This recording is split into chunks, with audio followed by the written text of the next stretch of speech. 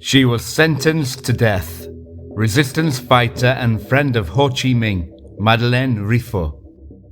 Madeleine Riffaud was born on 23 August 1924 and is a French poet, journalist, war correspondent and previously a member of the French Resistance. She is 99 years old now, and so 2024 is her centenary year.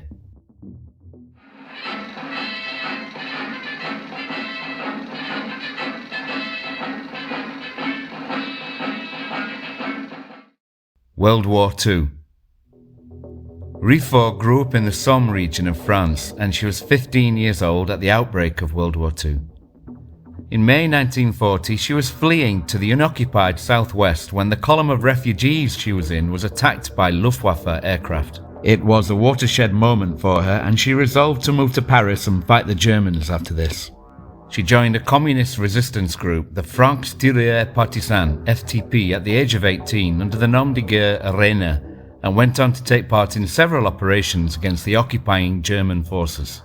On one occasion, her group ambushed a German train and she took part in the capture of around 80 Wehrmacht soldiers. Assassin. Her most noted deed, however, came on July 23, 1944, on her 20th birthday, when in broad daylight she cycled up to a German officer on a bridge overlooking the River Seine in the heart of Paris and shot him dead. Said Riffaud, quote, "I have no hate. It was a mission. We had to do it in daylight to encourage the population, to show them there was an opposition to the German occupation, and it was French. I wanted to do more than simply harangue people in queues, telling them the truth of what was happening, and I was cross at being told always to carry weapons across town for the men to use, so I asked for permission to use a gun myself. This was duly granted. On the set day, Riffaud cycled up to a German officer on the Solferino Bridge who was just standing there admiring the Seine, engaged him in conversation, and when he turned around, shot him twice in the head. He died instantly," said Riffaud. "It was important to me not to shoot him in the back." Condemned to death. However, her actions had not gone unnoticed. A member of the Vichy Milice Française, a French collaborator, had been quietly observing her. The milice man rammed her in his car, knocking her off a bicycle, whereupon she was handcuffed and promptly handed over to the Gestapo at their Rue de Saussay headquarters. She was subsequently transferred to the infamous Fresnes prison, where she was tortured. She did not betray her comrades, however, insisting that she was not part of a group, but was just a foolish young girl who had acted purely out of revenge for a boyfriend who had been killed by the Germans. Riffaud was condemned to death with a date set for her execution. Minutes before this was due, however, as others were being led to their executions, she was brought back inside the prison for further questioning. Miraculously, she escaped the execution squad at the last minute thanks to an exchange of prisoners. This happened on August 19, at the time when the final fight for the liberation of Paris began. Said Riffaud, quote, "What kept me going was saying to myself, I am not a victim. I am a résistante." Héroïne de France. Upon her release, Riffaud joined another resistance group, Saint-Just, commanded by Captain Fenestrel. She was given command of a detachment and promoted to the rank of lieutenant.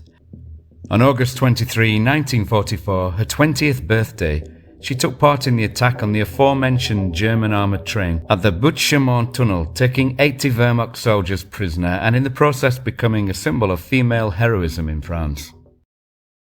Journalism. After a year, a little balance returned to her life when, back in Paris, she met a group of artists and writers, including surrealist poet Paul Eluard, the author of Verco, and Picasso, who encouraged her to write. Picasso drew her portrait for the frontispiece of her first book of poetry, Le Poing Fermé, The Closed Fist, in 1945. At the same time, she chose a career in journalism, joining Ce Soir, then one of the major French newspapers, run by Louis Aragon. There she met a woman who would have a determining influence on the course of her life, André Vierlis, one of the first to write about the oppressive nature of French colonialism in Indochina, her notes first being published in Indochine SOS in 1935. Uncle Ho. In 1946, André Vieulis introduced her to Ho Chi Minh at the time on an official visit to France to try to avoid the outbreak of the Indochina War, which he did not succeed in doing. He said to her, quote, "My daughter, journalism is a profession. Learn, then come see me in my country." Riffaud would come to take up Uncle Ho on his offer and later devoted her life to Vietnam, throwing herself into its struggle against the Americans. War correspondent.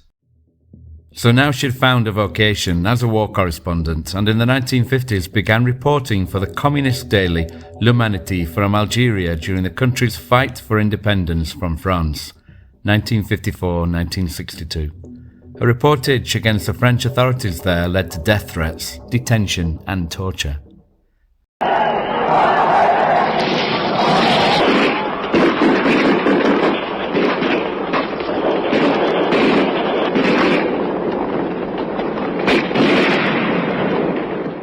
After Algeria, she had some of the happiest years of her life, living with the Viet Cong for about 7 years in the 1960s, reporting on the struggle for independence and reunification in Vietnam.